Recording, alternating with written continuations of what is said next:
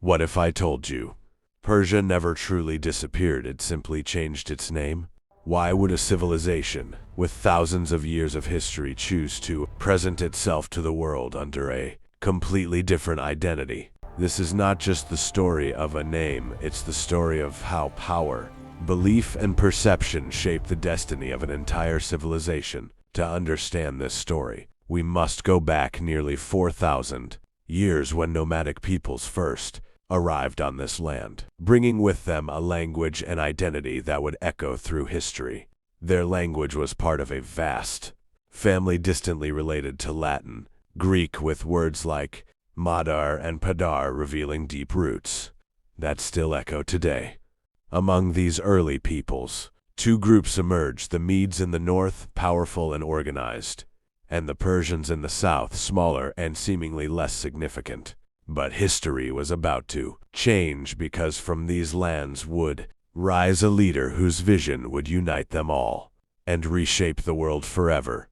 His name was Cyrus the Great, a ruler who didn't just conquer lands, but united people under a new kind of empire. Unlike conquerors before him, Cyrus ruled through respect, restoring temples, honoring local traditions, and earning the loyalty of those he defeated. Under his rule, the Persian Empire stretched across continents, connected by roads, governed by systems, and united unlike anything the world had ever seen.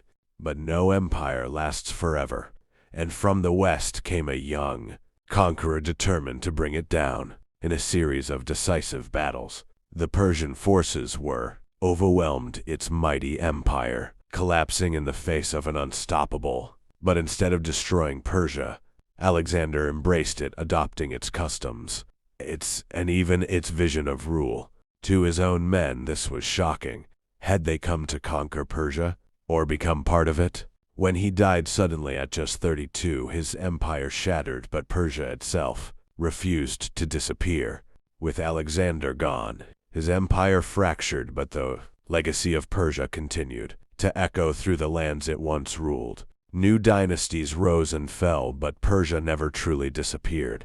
It transformed, adapted, and endured. Under the Sassanids, Persia rose again, reviving its culture, religion, and imperial identity with renewed strength. But in the 7th century, everything changed. New armies arrived, bringing a new faith, language, and world order. Yet even through transformation, Persian identity survived, not erased, but reshaped into something entirely new. Across centuries, knowledge continued to flourish, Persian scholars preserving science, poetry, and philosophy within a changing world.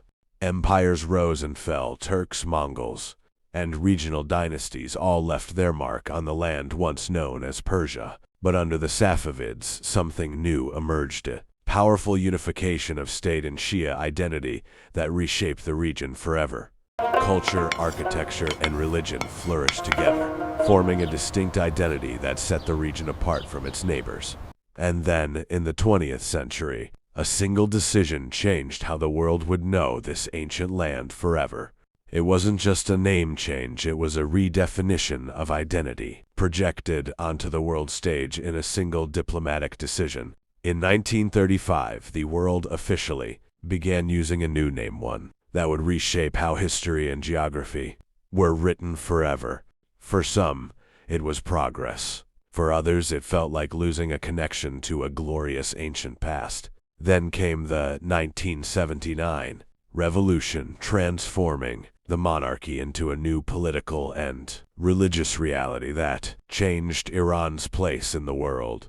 Two names, one land, and a history still being rewritten in how the world remembers it. But beyond politics and borders, the land itself continues to carry the weight of thousands of years of history.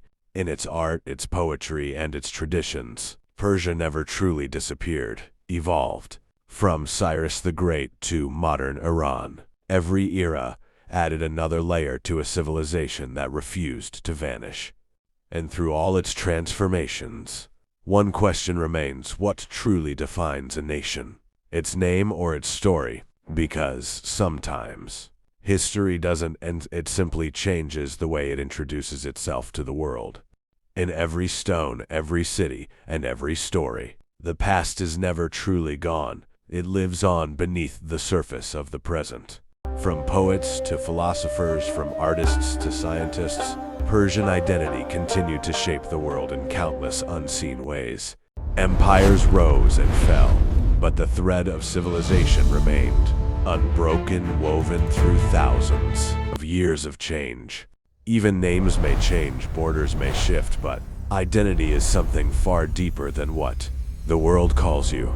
And so the story continues, not as Persia, not as Iran alone, but as a civilization still writing its place in history.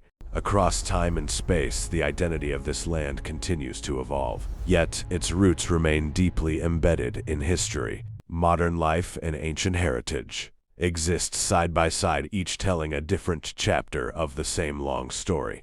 Historians continue to uncover and reinterpret the legacy of Persia, bridging the past with the present. Two names that seem different, yet are forever connected by the same civilization. And perhaps the real question is not what it was called, but how its story will continue to be remembered. And even as time moves forward, the echoes of ancient civilizations remain beneath every modern horizon. Each artifact, each inscription, each fragment tells a story that still speaks across thousands of years. Empires changed shape. Borders shifted, but the cultural foundation remained unbroken. Beyond kings and conquests, it is the people who carry history forward quietly every single day. And so the story continues, not as something lost to time, but as something still unfolding in the present. Even in silence, history speaks through ruins, through memory, through the land itself. Every carving, every structure is a message from a world that refuses to be forgotten. The people changed with time, but the identity carried forward, evolving rather than disappearing. History is not a straight line, it is a living story written across generations. And in that story, Persia and Iran are not separate chapters, but the same eternal civilization seen through different names. History does not end, it lingers, like footprints in the sand that refuse to disappear. Through poetry, art, and knowledge, the essence of a civilization continues to evolve across generations. Empires rose and fell, but they were never isolated moments. They were chapters of the same unfolding story. And that story lives on not only in monuments and texts, but in the people who carry it forward. So whether you call it Persia or Iran, the truth remains the same. It is a civilization that never stopped existing. It only changed the way it is remembered. And when we look at it from afar, we realize history is not just written on land, but written in memory itself. What was once carved in stone now lives in stories, languages, and the collective memory of humanity. Ancient and modern are not opposites, they are layers of the same civilization unfolding over time. It is not kings or borders that define a civilization, but the people who carry its identity forward. And so the story continues, not as something in the past, but as a living history still unfolding with every generation. If history is a river, then civilizations are not islands but currents flowing into one another. What was once written in stone now lives in memory, preserved through generations and technology. The past and present are not separate worlds. They are different expressions of the same identity. Across centuries, it is the people who preserve what empires alone cannot culture, memory and meaning. And so the story continues, not as something finished in the past, but as a living legacy still being written today.